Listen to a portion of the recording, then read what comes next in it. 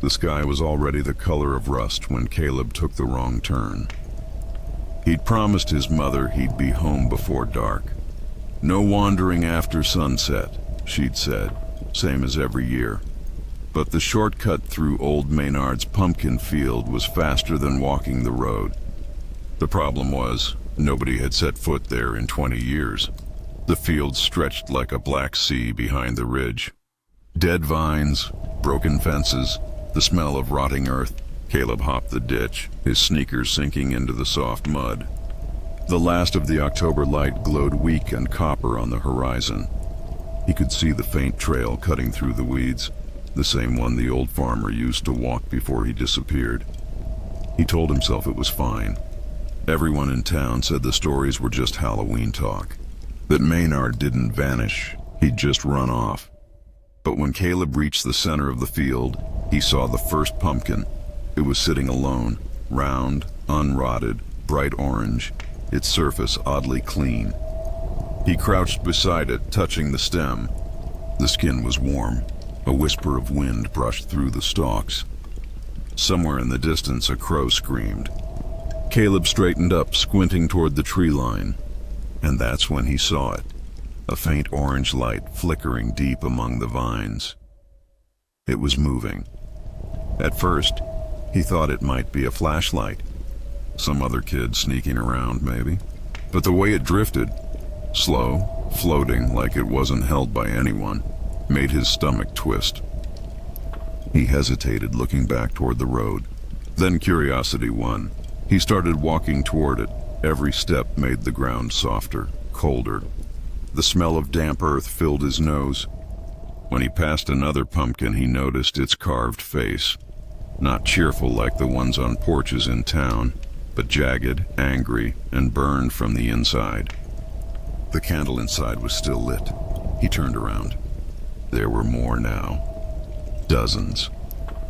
Each glowing faintly in the fog, forming a path deeper into the field.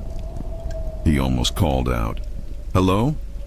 But the sound died in his throat. The silence was heavy, like a hand pressing over his mouth. Only his footsteps broke it. The lights began to move again. They weren't scattered anymore. They were circling him. Caleb stopped breathing for a moment. The air felt wrong, thick, heavy, electric. His chest tightened. And then, from somewhere behind him, he heard it. A sound like soil being dug up. Wet, slow, rhythmic. He turned. Nothing. Just rows of half-dead pumpkins staring back at him. Their carved faces twisted in strange, uneven grins. Then a movement. A flicker near his feet. The dirt between the vines was shifting. Something beneath it was pushing upward, like fingers trying to break through. Caleb stumbled back, tripped over a vine, and fell hard. His flashlight clattered against the mud. When he reached for it, the beam caught something. An old wooden post, maybe part of a scarecrow. But it wasn't upright anymore. It was half buried, nailed with rusted metal tags that spelled out a single word. "Stay!" The whisper came next.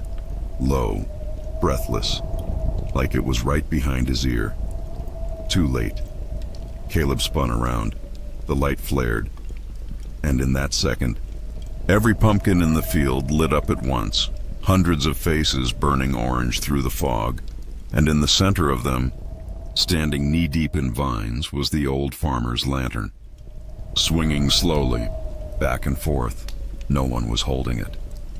By the time Caleb's mother called the sheriff, the fog had already swallowed the fields. It was just after midnight, the night before Halloween. Her hands trembled as she spoke into the receiver, her voice breaking. "He took the shortcut. I told him not to. Please, please, someone go look." Sheriff Ellis knew that tone. He'd heard it before. Last time someone vanished near the Maynard place. He sent 2 deputies, though he didn't expect much. The Maynard farm was private land now, fenced off. The old barn collapsed decades ago.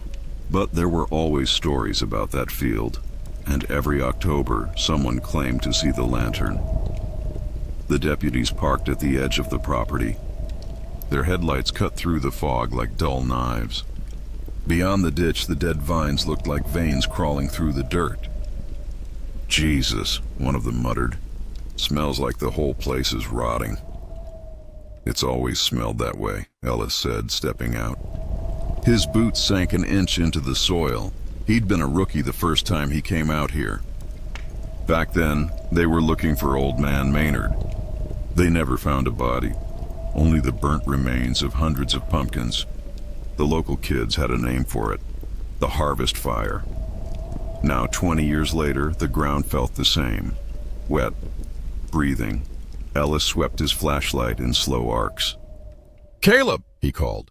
"If you can hear me, son, call back." Nothing. Just wind whistling through the stalks. He took a few more steps, shining his light across the field, and froze. Dozens of pumpkins glowed faintly through the fog. Their faces flickered.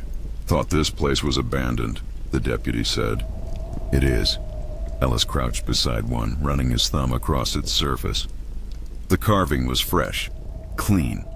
He could still smell smoke from the inside. Then he saw the next one. And the next, a trail of them, curving deeper into the mist. Each one lit, each one carved differently. The sheriff straightened uneasy.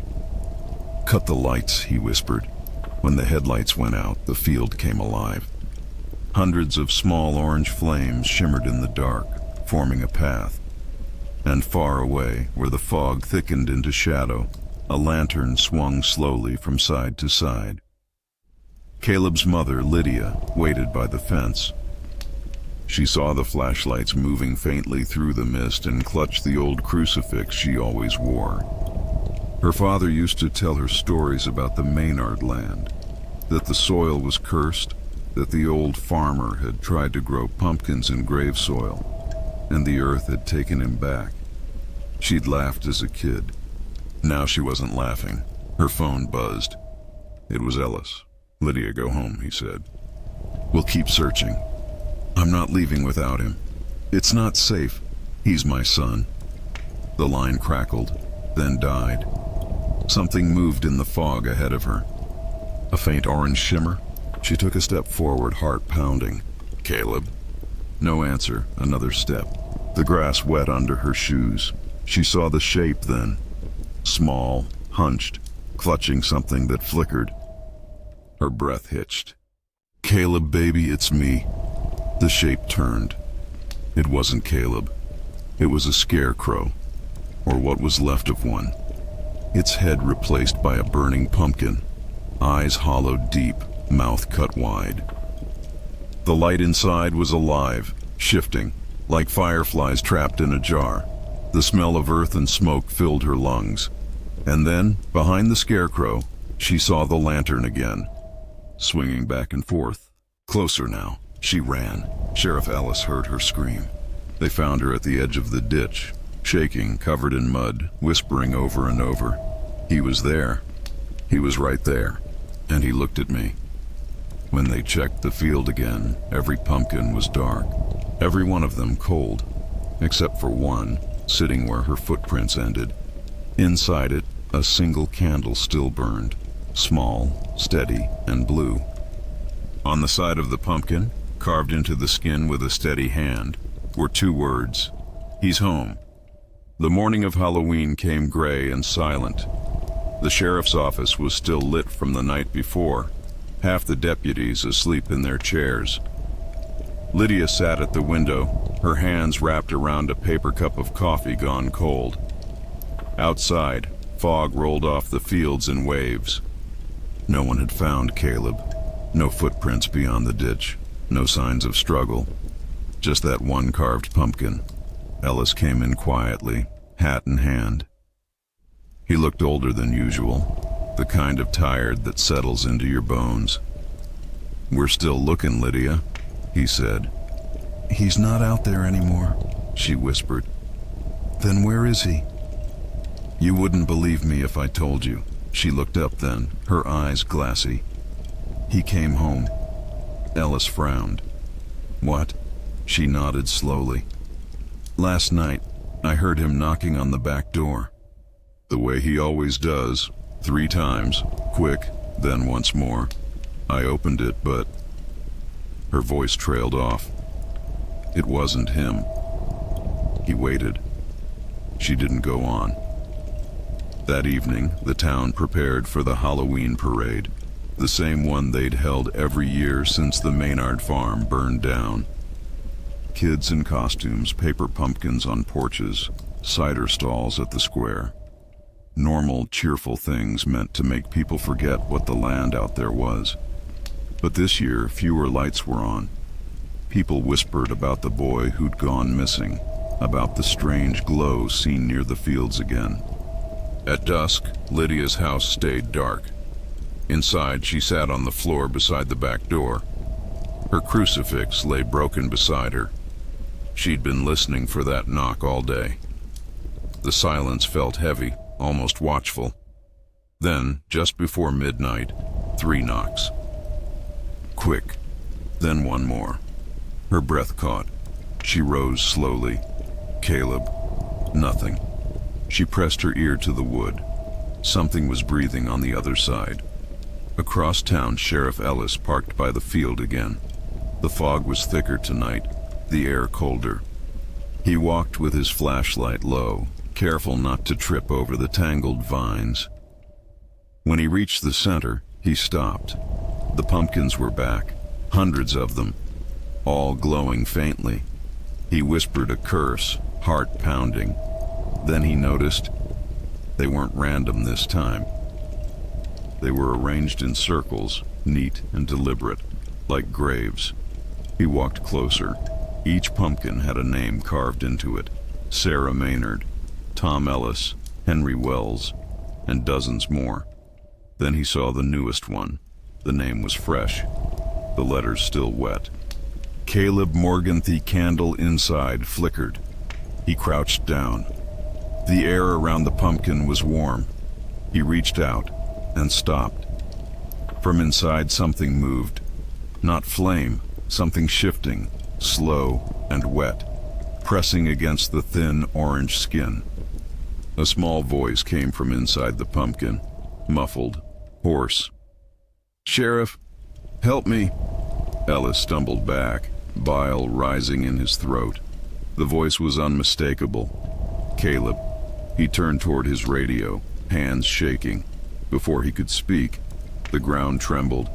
All around him, the pumpkins began to pulse, faintly, like hearts beating in the soil. The light inside them brightened, and beneath the sound of wind, another noise joined in. The soft, steady rhythm of shovels digging. Ellis ran. Behind him, the lights rose higher, hundreds of orange flames lifting off the ground, floating like embers in the fog. And above it all, he saw the lantern again, swinging, impossibly bright now.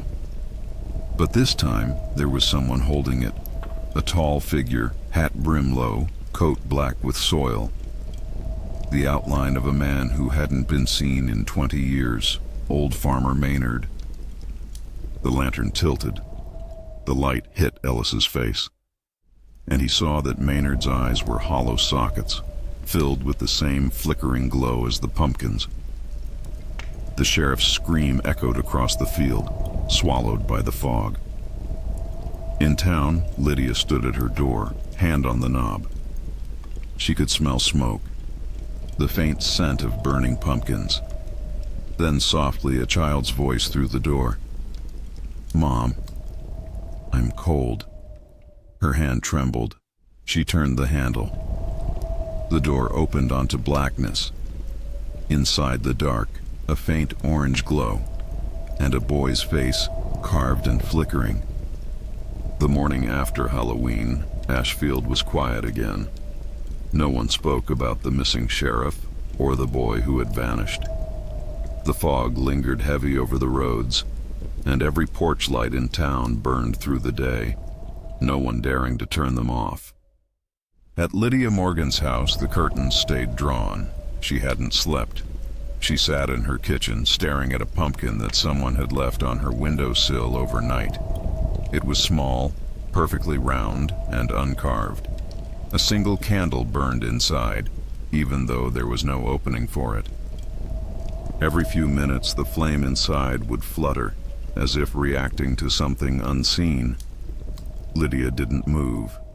She was afraid to breathe too hard, afraid the thing would go out, or worse, that it wouldn't. By afternoon, the fog began to thin. Down by the pumpkin field, the soil had been freshly turned, as if plowed by unseen hands. Not a single pumpkin remained, only long, uneven mounds across the earth, the kind you'd see in an old graveyard. A man from the next town over found the sheriff's hat on the roadside, burned around the brim. No one went near the place after that. But that night, Lydia did. She drove without headlights, following the dirt path until the car could go no farther. The air outside was damp and smelled faintly of ash. The fields were empty, or seemed to be.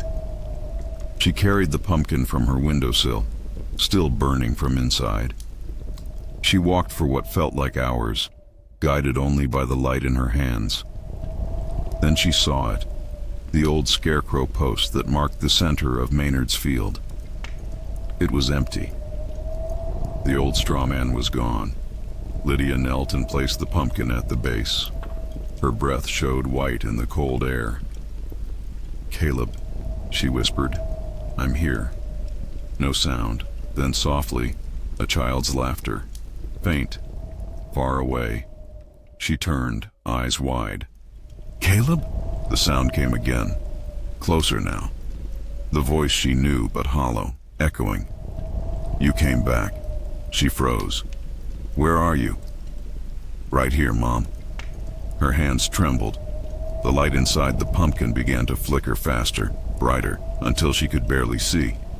Then, darkness. The flame snuffed out, and in the dark, something small touched her hand. Cold, wet. When she looked down, she saw tiny fingers, covered in soil, curling around hers. Lydia choked back a sob. She didn't run, didn't scream. She only said, "I'm sorry. I shouldn't have left you." The voice whispered, "It's okay, Mom." Then she felt something else. The faint heat of a candle lighting behind her. One, then another, then dozens. All across the field, the pumpkins were back, each glowing from within. Lydia turned slowly. Her tears reflected orange in the light.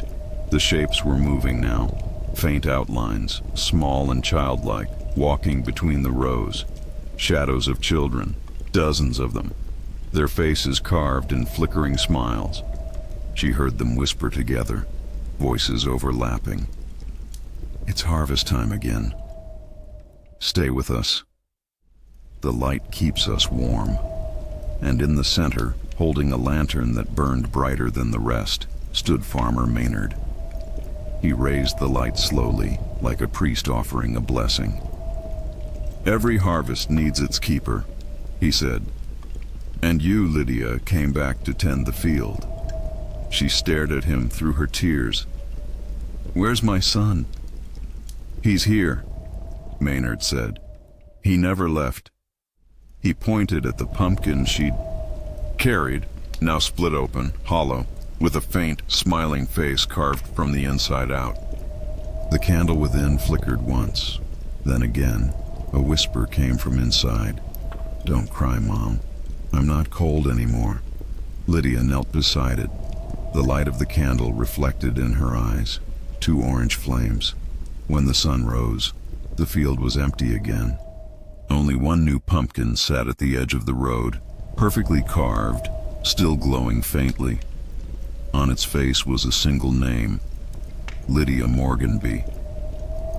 Evening, the fog rolled back in, and the lights began to appear again across the field, one by one, like the stars of some forgotten sky.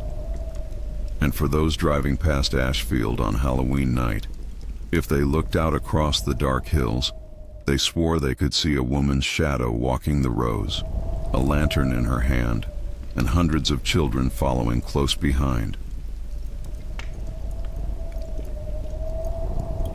Every Halloween, kids from all over town walked Hollow Creek Road, a narrow stretch of asphalt that twisted through the woods and ended at a dead-end cul-de-sac. The last house on the street was always dark. No decorations, no lights, no candy. Everyone called it the trick-or-treat house. Parents warned their kids not to go near it. The story went that back in the 70s, a man named Albert Crane lived there. A quiet, solitary carpenter who built wooden toys for the neighborhood children.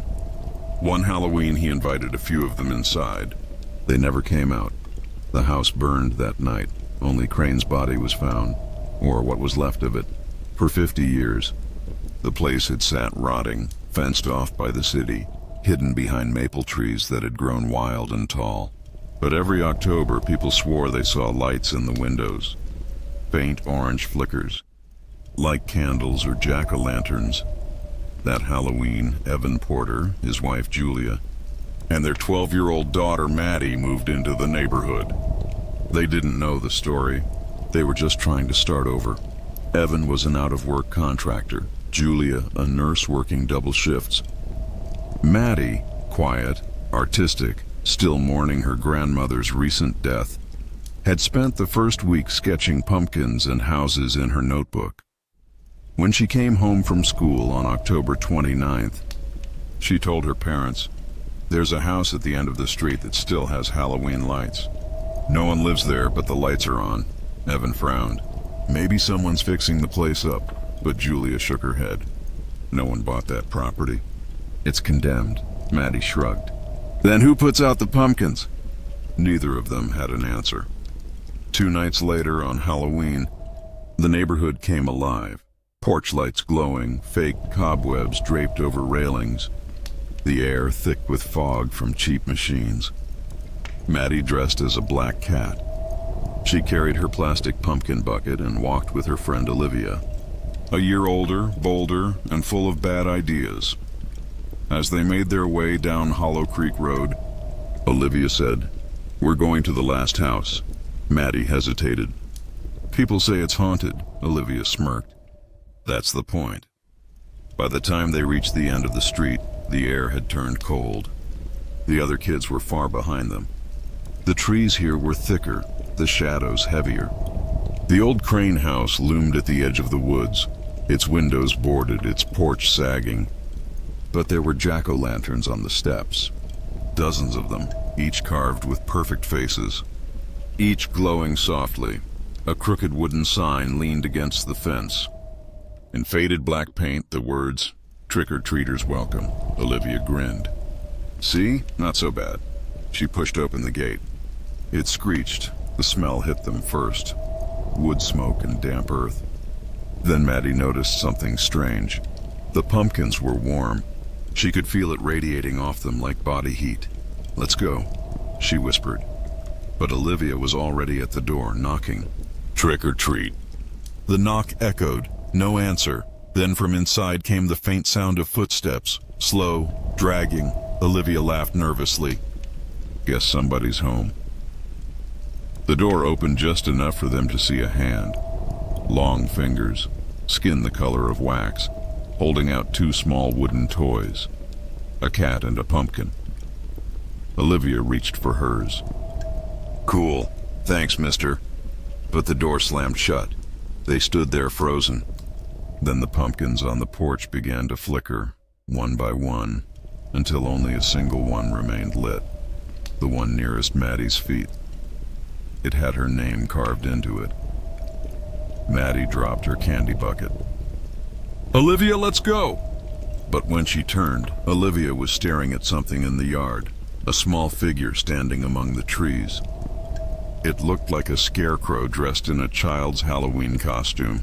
Then it moved. The light from the pumpkins reflected off its face, pale, cracked, and wooden. Maddie ran. She didn't look back. By the time she reached home, her costume was torn, her face streaked with dirt and tears. Her parents rushed to her. "Maddie, what happened?" She tried to explain, but all that came out were fragments. The house, the toys, Olivia's name on the pumpkin. Evan grabbed his jacket. "Stay here," he said. "I'll go check." Julia pulled Maddie close. "Don't go back there. I'll be 5 minutes." He wasn't. When the police came hours later, they found the house dark, the gate hanging open, and the porch empty. No pumpkins, no toys. But on the front door, burned into the old wood, were 3 words: trick or treat. By morning, the Hollow Creek neighborhood was swarming with police cars. Yellow tape wrapped around the trees at the end of the cul-de-sac. Neighbors stood on porches whispering, clutching coffee cups, their faces pale in the cold light. Evan Porter was gone. The officers found his flashlight in the ditch by the fence line. The batteries were dead, the lens cracked. A few feet away, they discovered something else. A small wooden toy, shaped like a house, carved with tiny windows and a door. On the back, burned into the wood, were 3 words: "Let me in." Maddie sat at the kitchen table, wrapped in a blanket. Her mother, Julia, hadn't stopped pacing. "Tell me again," she said softly. "Every detail." Maddie's voice trembled. "We knocked. Someone gave us toys. The door shut. Then Olivia, she didn't move." Julia knelt beside her. "Did you see who it was? The man who opened the door?" Maddie shook her head. "I saw his hand. It looked like wax." Julia went still. "Wax? Like a candle." It was melting. By evening, rain began to fall.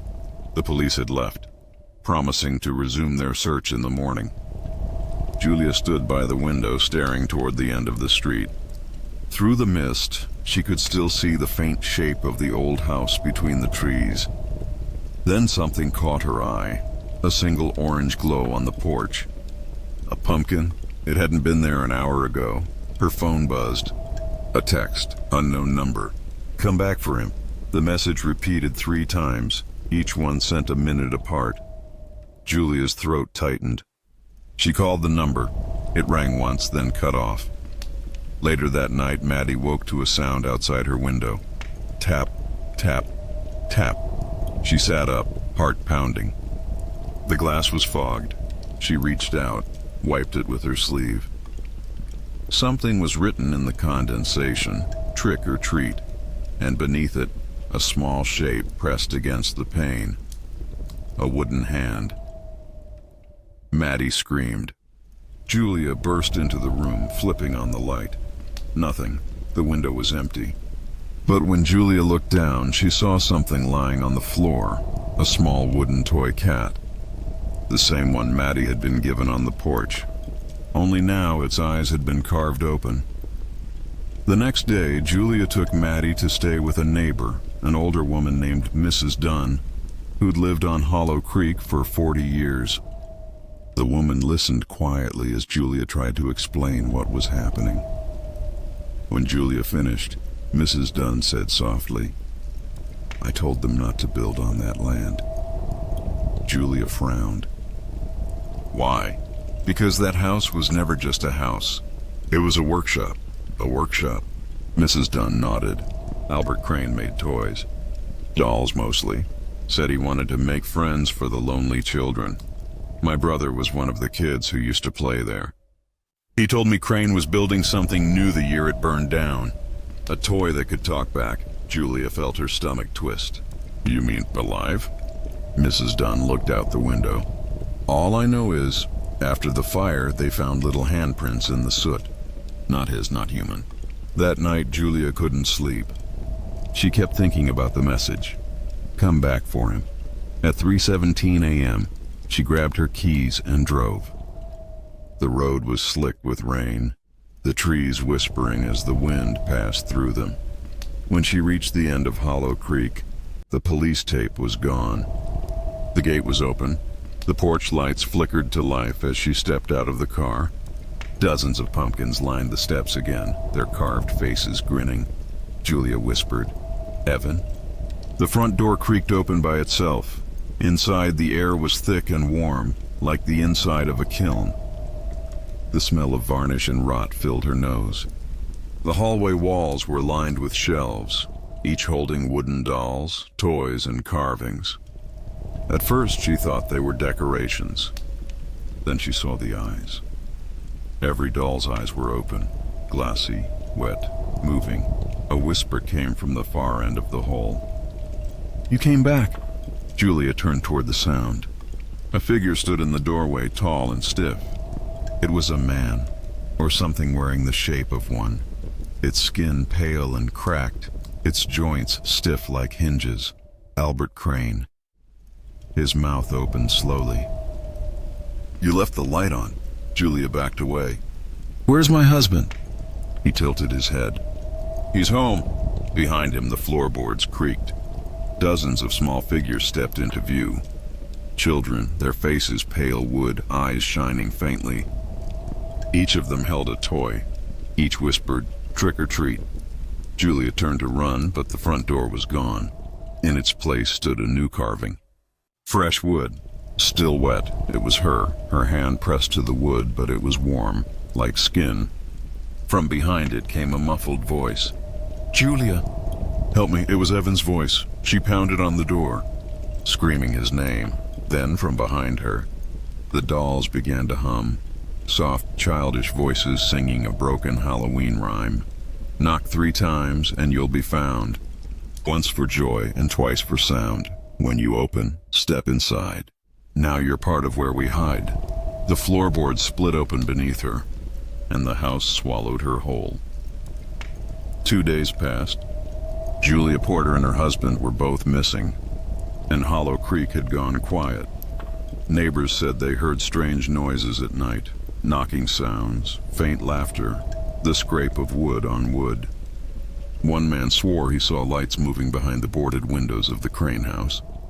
The police sealed the road again, but people still gathered at dusk, standing at the end of the street to watch the windows. None of them noticed the small girl who sat by her window every night, waiting. Maddie hadn't spoken much since her parents disappeared. She stayed in Mrs. Dunn's guest room, sketchbook on her lap, staring out into the rain. Her drawings had changed.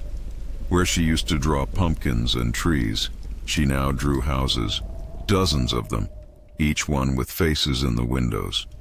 When Mrs. Dunn asked about them, Maddie only said, "They're trying to get out." On the 3rd night, Maddie woke to whispering. The sound came from her nightstand, the little wooden cat toy sitting beside her bed. Its head turned slowly toward her. "Maddie," it whispered in her mother's voice. She froze. "Mom?" The cat's wooden mouth creaked open again. "Come back, sweetheart." "We're waiting." Maddie's breath hitched. She reached out, trembling. The toy's eyes rolled upward, and for a brief moment she saw something moving behind them. Something wet, something alive. She threw it across the room. It hit the wall with a sharp crack and split open. Inside, there was no stuffing, no wires, just something dark and shriveled, curled like a seed. When she looked closer, she saw a fingernail. The next morning, Maddie told Mrs. Dunn everything. The old woman crossed herself. "He's still making them." "Who?" "Crane. That's how he stayed alive. He doesn't make toys when he makes replacements. He takes what's missing and fills it with what's left." Maddie's voice was small. "Then my parents." Mrs. Dunn took her hand. "Listen to me. Don't go back to that house." But that night the whisper came again. This time from the closet. "Maddie," her father's voice said, "it's cold here. You have to help us." She pulled the door open and screamed. 2 wooden figures stood side by side inside the closet, their faces half finished. One had her mother's eyes, the other her father's jaw. Their mouths moved in unison. "Bring us home, sweetheart." Mrs. Dunn came running. The closet was empty, but when she turned toward the window, she gasped. Across the street, the old Crane house was glowing. Every window filled with orange light, every doorway lined with pumpkins, and in the front yard stood Albert Crane. He was holding a lantern, his face cracked and gleaming. In his other hand, he held something small, a half-carved wooden doll. Even from across the street, Maddie could see the doll's face. It was hers. The next morning, Mrs. Dunn was gone. Maddie woke alone to find a note on the table. I went to get help. Don't open the door, but she could already hear knocking from the porch. 3 times. Quick, then once more. The same rhythm her father used when coming home from work. Maddie walked toward the sound. Through the peephole, she saw her parents, standing in the rain, smiling. Mom. Dad? They looked real. Wet hair, pale faces, tired eyes. Her mother held out her arms. Let us in, sweetheart. Maddie reached for the lock and then stopped. Their smiles didn't move.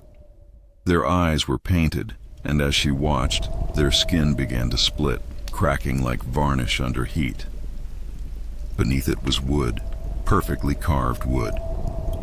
She stumbled back, heart pounding, as their hands pressed flat against the glass. The knocking grew louder. The walls began to creak, the floorboards groaning. The house was breathing. The walls pulsed faintly, as if something beneath them was moving, crawling, shifting, pressing outward. From the ceiling, fine dust began to fall, followed by the faint sound of whispering from inside the walls.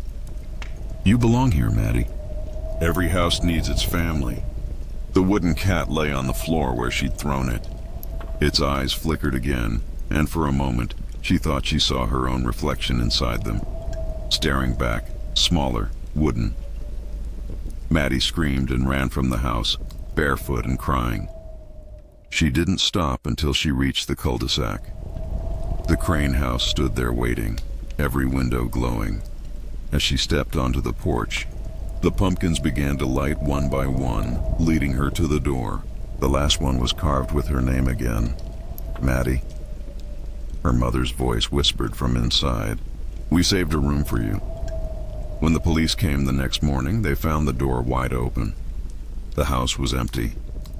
But in the center of the living room sat a new toy, a small wooden cat. This one smiled, and beside it, a drawing, a crayon sketch of a family standing in front of a house. All of them had wooden faces. 2 months after Halloween, Hollow Creek went quiet again. The police sealed off the old Crane property, boarded the windows, and put up a no trespassing sign. By Thanksgiving, most of the neighbors had moved away. But not everyone. In early December, a new family bought the corner house, a young couple. Nate and Rebecca Calloway and their little boy, Eli, who'd just turned 7. They didn't know the history. They only saw a cheap deal on a big lot. When they moved in, the house still smelled faintly of smoke and cedar. Feels like someone just left, Rebecca said. Nate laughed. Well, now it's ours. For a few weeks, everything was normal. Eli went to school. Rebecca worked from home.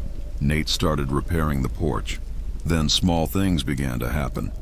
A steady knocking sound at night, footsteps in the attic, and every morning a new toy would appear somewhere in the house. Small, wooden, hand-carved. At first, it was a bird. Then a pumpkin. Then a little cat. When Rebecca asked Eli if they were his, he shook his head. They just show up, he said. They're gifts. From who? He smiled. The trick-or-treaters, Rebecca frowned. It's December. Eli just went back to drawing. One night, Nate came downstairs around 2 a.m. to get water. He stopped halfway when he saw a light, faint, orange, flickering. It was coming from the backyard. He stepped outside. The air was freezing and the grass was slick with frost. In the middle of the yard, a single jack-o'-lantern sat glowing. When he got closer, he saw something carved into it. Welcome home. He bent down, picked it up, and froze. The candle inside wasn't wax. It was a small wooden heart, burning. The next morning, Rebecca found Nate sitting at the table, staring blankly. You okay? He didn't answer. On the table sat the jack-o'-lantern, unlit now, but still warm to the touch. When she lifted it, she found something underneath, a folded note written in a child's handwriting. Knock 3 times. We'll open. That night, Rebecca woke to a sound from Eli's room. She pushed the door open and froze. Eli was sitting on his bed talking softly to someone, but the room was empty. She whispered, "Who are you talking to, honey?" He pointed toward the closet. The girl who lives in the walls. Rebecca's stomach turned cold. She opened the closet, nothing but coats and boxes. Then she noticed something on the inside wall. Faint pencil lines, like a child had been drawing there. A little girl, smiling. Next to her, a tall man with cracks running down his face. And beneath them, written in shaky letters, "They never leave." By the next week, things got worse. Every mirror in the house started fogging from the inside. The smell of burnt wood filled the air. Then one morning, Rebecca found a new toy sitting on Eli's dresser. It was a doll, a little girl with long hair carved from pine. When she turned it over, she saw a name burned into its back, Maddie. That night, Eli woke screaming. When they ran into his room, he was standing in the corner pointing at the closet. "She said it's my turn," he whispered. Nate grabbed him, trying to calm him, but the floor began to shake. Faint at first, then violently. Dust raining from the ceiling. From the hallway came the sound of footsteps. Dozens of them. Rebecca turned toward the living room and saw the walls flexing, swelling outward, as if something were pushing from inside. Cracks spread across the wallpaper. Then, slowly, the plaster split, and a wooden hand pushed through, another and another. Small, child-sized, pale as candle wax. Nate shouted, "Get Eli! Get out!" But before Rebecca could move, the lights went out. The knocking started. 3 times, quick, then once more. Eli clung to her leg, crying. "They said if we open the door, it stops," Rebecca whispered. "Don't listen to them." The knocking grew louder. Now it was coming from every wall, every door, the floor beneath them. "Mom!" Eli screamed. "They're inside!" The front door burst open, wind rushing through the house. Outside, the yard was full of jack-o'-lanterns, hundreds of them, burning bright in the dark. And in the middle of them stood a tall figure holding a lantern, Albert Crane. His voice was soft, almost kind. "Trick or treat," Rebecca backed away. "Stay away from us," he tilted his head. "You shouldn't have taken what wasn't yours." "What are you talking about?" He pointed toward Eli. "He's ours now. Every house needs a child." Rebecca ran. She grabbed Eli and ran through the kitchen. But the floor beneath her gave way, the board snapping open like a mouth. She fell into darkness. When she opened her eyes, she was in the workshop, or what was left of it. Wooden figures hung from the ceiling, unfinished dolls and half-carved faces. The smell of varnish was choking. In the corner stood 2 figures she recognized instantly. Julia and Evan Porter, Maddie's parents, their faces wooden, their eyes faintly glowing. Evan's mouth moved. "You shouldn't have come here." Then Maddie stepped out from behind them. Still small, still 12, but carved, hollow. Her voice was a whisper. "Now it's your turn to stay," Rebecca screamed. The last thing she saw was the little wooden cat walking toward her, its eyes burning with tiny flames. A month later, a real estate agent unlocked the Calloway house. It had been sold again. The room smelled faintly of cedar. A fresh coat of paint covered the walls. Only one thing remained, a single jack-o'-lantern on the porch.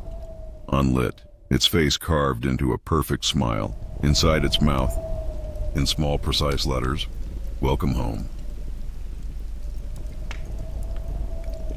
Halloween night in Ashbrook, Massachusetts, always began the same way, with the sound of drums echoing down Main Street. Every year, families lined the sidewalks, kids wrapped in coats over their costumes, paper bags clutched tight in their hands. Strings of orange lights hung between the lampposts, and every porch flickered with candlelight. But this year, something felt different. The fog rolled in early, thick enough to blur the storefronts, and the parade seemed off. The marching band moved too slowly. The floats were quieter, and the masks, everyone's masks, looked too real. Heather Cole, 32, walked beside her husband Mark and their teenage daughter Lily, who was dressed as a scarecrow. Heather tried to ignore the uneasy feeling that had followed her all day. Ever since that news report last week, the one about a missing man found near the woods wearing someone else's face. Mark nudged her. "You okay?" She forced a smile. "Yeah, just weird night, huh?" Lily rolled her eyes. "Mom, it's Halloween." "It's supposed to be weird," Heather nodded, but she couldn't stop staring at the parade, especially at the man in the center of it. He wore a simple white porcelain mask, blank, featureless, and carried a lantern. He wasn't part of any float or group. He just walked slowly between the performers, the fog curling around his legs. No one seemed to notice him. But Heather did, and she swore every time the lantern flickered, he was looking straight at her. Later that night, the Coles returned home. Their house sat on the edge of town, where the street lights faded into trees. Heather went to light the porch pumpkins while Mark took Lily upstairs. When she came back in, something caught her eye. A mask sitting on their hallway table, a plain white porcelain mask. "Mark?" she called. He appeared at the top of the stairs. "What's up?" She held up the mask. "Did you get this for Lily?" He frowned. "No. Why?" Heather stared at it. It was cold, heavier than it looked. On the inside, written in thin black ink, were 3 words, "Do not look." That night, Heather couldn't sleep. Around 2 a.m., she got up for water and noticed the porch light was still on. Through the window, she saw someone standing at the edge of the yard, a tall figure in a long coat, holding a lantern. The fog had returned, thick as smoke. She blinked, trying to focus, but the light flickered, and he was gone. She locked the door and turned back toward the stairs. Lily was standing there, half asleep. "Mom," she said softly, "there's someone in my room." Heather's breath caught. "What do you mean?" Lily pointed upstairs. He was sitting in the chair. He had my scarecrow mask on. Heather grabbed the baseball bat from the hall closet and rushed up the stairs. The door to Lily's room was open. The chair sat empty in the corner. The mask was gone. When she came back down, Mark was waiting at the bottom of the stairs, pale and shaking. "Heather, there's something outside." She followed him to the window. Their entire front yard was filled with masks. Hundreds of them. Paper, plastic, porcelain, all lined up in perfect rows facing the house.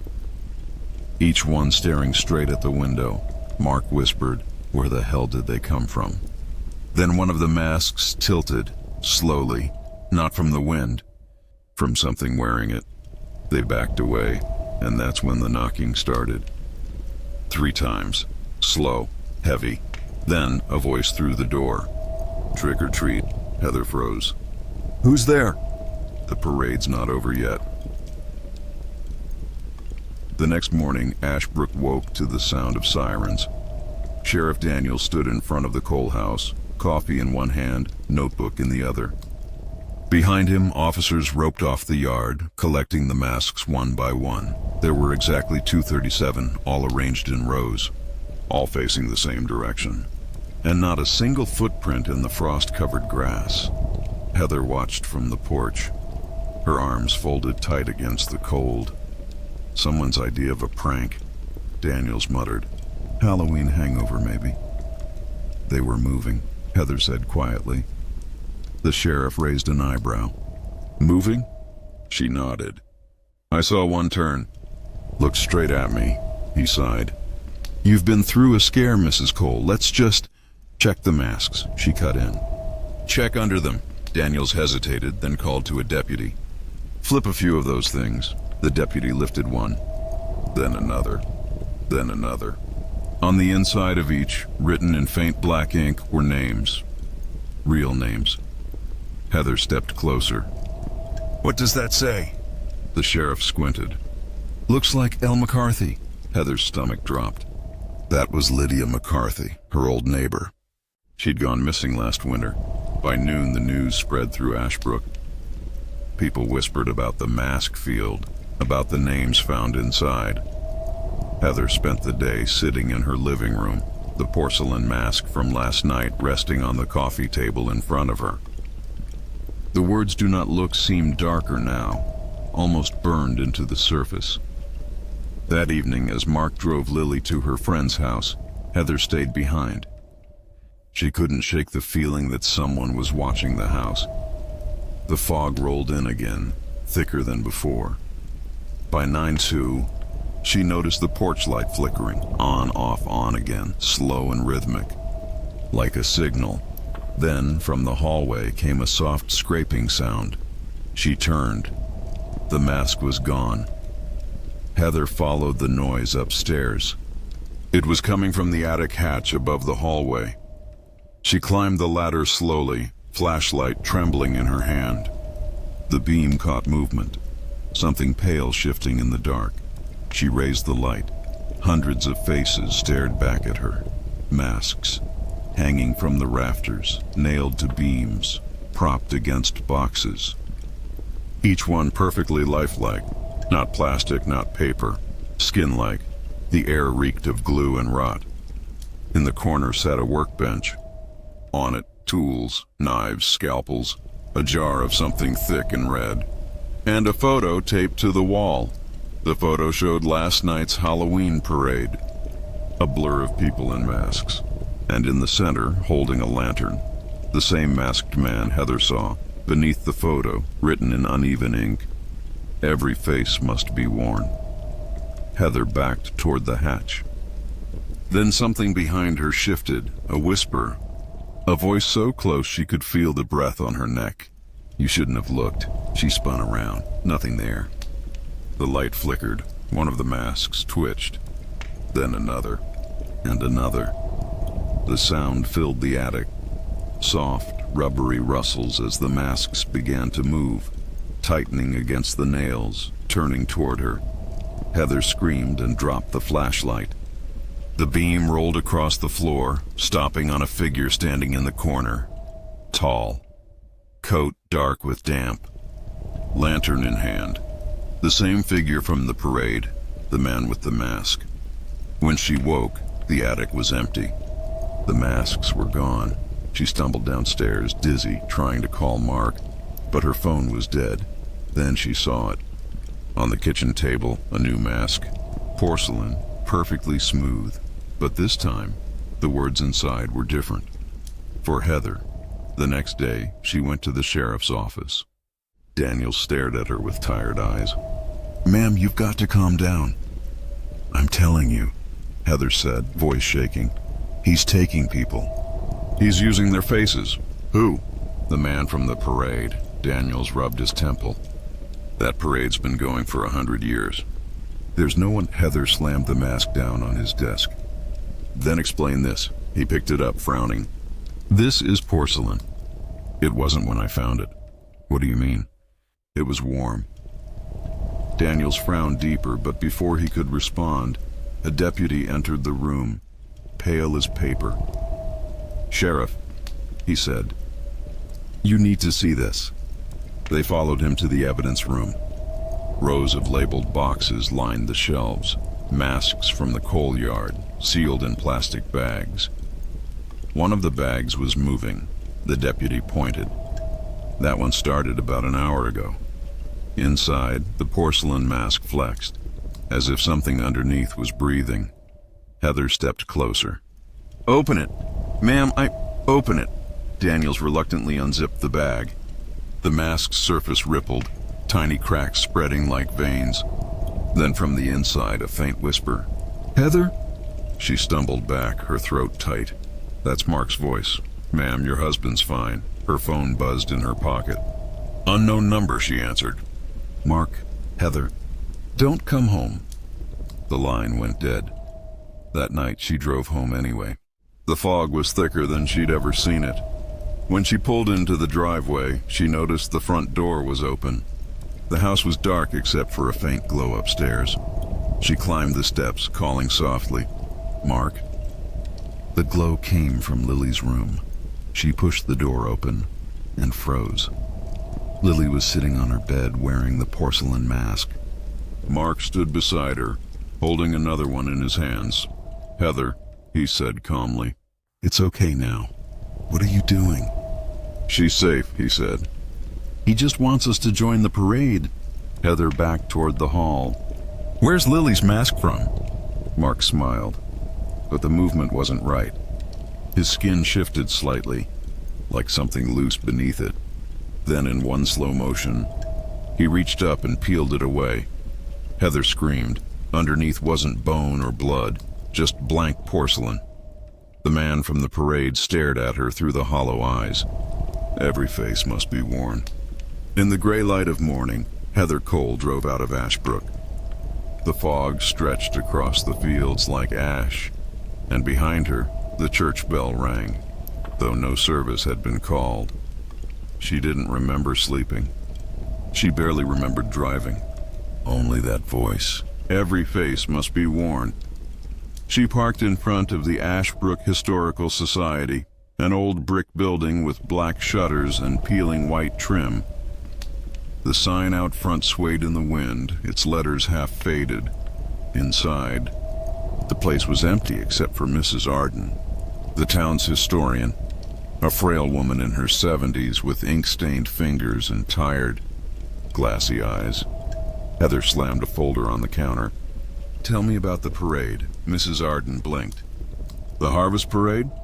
Oh, it's been a town tradition since—" "Not that one," Heather cut in.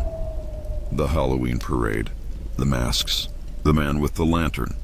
At the mention of it, something in the old woman's face changed. Her smile froze. "You shouldn't have said that name," she whispered. "What name?" Mrs. Arden looked around the room, then leaned close.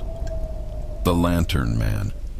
She pulled out an old leather-bound ledger and opened it to a page dated October 31st, 1897, and the she word handwriting was spidery and faded. "Back when Ashbrook was a mill town," she said, "there was a craftsman named Elias Crane. He made masks, beautiful things, porcelain and leather, hand-painted, meant for the harvest festival. But people said his mask looked too real, like he was copying the faces of the living." Heather's heart thudded. "Crane?" "Yes," Mrs. Arden nodded. "He lost his wife and daughter in a fire. They say he went mad with grief. He started digging up bodies, taking their faces. When the townsfolk found out, they burned his workshop to the ground. He died inside." "And the parade?" Heather asked. "They started it a year later, to keep him away. Every Halloween, they marched through town in masks, so if he came back, he wouldn't know who was alive and who was dead." She hesitated. "But one year, they forgot." Heather felt the chill creep up her spine. "What happened?" Mrs. Arden looked at her with hollow eyes. 13 people vanished that night. The next morning, masks were found on every doorstep, and one of them was still warm. Heather whispered, "He's back, isn't he?" The old woman didn't answer. She just closed the ledger. Then in a trembling voice, "Do you still have it?" Heather frowned. "Have what?" "The mask." Heather hesitated. "Yes." Mrs. Arden's hand shook. "Then you've already looked. He owns you now." By the time Heather left the Historical Society, the sky had turned dark again, though her watch said noon. The town looked wrong. No people on the streets, no cars moving. She drove toward home, every window reflecting her headlights, every reflection showing her face wearing the mask. She blinked, shook her head. The images stayed. Her phone buzzed once. A message. From Lily. "Come to the parade. Daddy says we're waiting." When Heather reached Main Street, she stopped the car in disbelief. The parade was happening again. Hundreds of people in masks marched slowly through the fog, drums echoing down the empty street. Children, adults, all moving in eerie unison. Lanterns swayed in the dark, orange, gold, and red, lighting faces that weren't faces at all. And leading them was the Lantern Man, tall, long coat, porcelain mask gleaming like bone. Heather stepped out of the car. "Where's my daughter?" she shouted. The lantern man turned toward her. "Right where you left her." He lifted the lantern high, and Heather saw it wasn't fire inside. It was light coming from something alive. She moved closer. The lantern held a mask, Lily's scarecrow mask, burning from within. Heather screamed and ran toward the parade. The masked figures turned to face her one by one, their movements jerky, unnatural, like puppets tugged by invisible strings. She tore through them, searching, calling Lily's name, but every face she saw was wrong, until one mask tilted toward her, and a voice whispered, muffled beneath porcelain, "Mom." Heather froze. Lily stood in the middle of the street, mask cracked down the center, eyes glowing faintly behind it. "Take it off, baby," Heather begged. "Please," Lily shook her head. "He said we have to wear them." The lantern man's voice echoed behind her. "Every face must be worn." Heather turned, and the crowd of masked people fell silent, parting in a wide circle. He stepped forward. The lantern's light flickered against his porcelain face. "You took what was his," he said. "Now you'll give yours back." Heather raised the porcelain mask from her coat pocket, the one labeled, "For Heather." She threw it at him. It shattered at his feet. He looked down, slowly. When he raised his head again, the mask was whole, floating in the air, turning toward her. Before she could move, it pressed itself against her face. She screamed as it sealed to her skin, cold and wet like clay hardening over bone. Her vision blurred, and in that blinding light, she saw them all. The missing people. The faces, the hollow ones. They reached for her, whispering one phrase over and over. "You looked. Now wear it." Heather tore at the mask until her fingers bled, but underneath, there was nothing left to tear away. The porcelain had become skin, and when she looked up again, the lantern man was gone. Only the parade remained, silent now, the figures standing perfectly still. At the far end of the street, the lantern flickered once more. Then everything went black. 3 days later, the fog still hadn't lifted from Ashbrook. The air smelled faintly of burnt porcelain and cedar. News vans had come and gone. Police set up roadblocks, asking questions no one could answer. The town seemed emptied out, like a movie set after filming. Only one person remained inside the coal house. Heather. At least, what was left of her. The first time she woke, she thought she'd been buried alive. Her body was stiff, heavy. The world was muffled, her breath echoing in her ears. When she reached for her face, her fingers scraped against something hard and smooth. A mask. It didn't come off. It was her. Every mirror she found reflected someone else. A porcelain face with her hair, her eyes faintly glowing from behind the surface. She tried to scream. No sound came out, only a low, hollow rasp. Downstairs, the house was filled with fog. Every wall was covered in photos, not paper photos, but imprints, faces pressed into the surface like clay. She recognized them. Her neighbors, the sheriff, Mark, and in the center of the living room stood Lily. Her daughter was still wearing her cracked scarecrow mask, but her eyes were normal now. Tired, sad. "Mom," she whispered. Heather reached for her, trembling. "Lily, take it off." Lily shook her head. "It's not a mask anymore." Heather fell to her knees. "What did he do to us?" Lily's voice was soft. "He didn't make them. We did." Heather's breath caught. "What are you talking about?" Lily looked toward the fog-filled window. "You said once that when you wear a mask, you can be someone else. You said it's easier that way." Heather's eyes widened. "Lily." "He heard you." The floorboards creaked behind them. The lantern man stepped out of the fog, but now his mask was gone.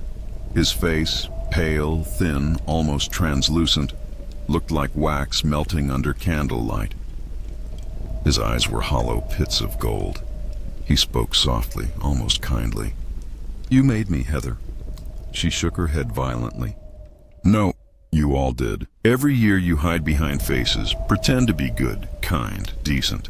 But underneath," he stepped closer, "underneath you're all the same." He reached out, his hand hovering over her face. "You wear the mask until it wears you." Heather's body froze. Her reflection in the window blinked, but she didn't. And in that moment, she saw it, the truth. The lantern man's face was not a stranger's. It was hers. The house began to shake.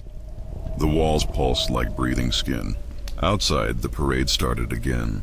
The same drums, the same hollow footsteps, but now every figure looked like her. Hundreds of porcelain Heathers marching through the fog, each carrying a lantern that burned with white fire. Lily backed away. "Mom, make it stop." Heather turned to her, but when she spoke, her voice echoed with two tones, hers and his. "The parade never ends." The light from the lanterns flooded the house. The masks on the walls began to melt, running like wax. Every face, screaming silently, trapped in a loop of reflection. Heather reached for Lily one last time, her hands trembling. "Close your eyes," she whispered. "Don't look." Lily obeyed. The light consumed everything. When the fog cleared the next morning, the house on Maple Hollow Road was empty. No Heather, no Lily, no Mark. But the walls gleamed faintly, polished white, smooth as porcelain. And in the front yard, a new figure stood among the jack-o'-lanterns, tall, still, holding a lantern. The porcelain face cracked just once as a soft whisper escaped, "Trick or treat."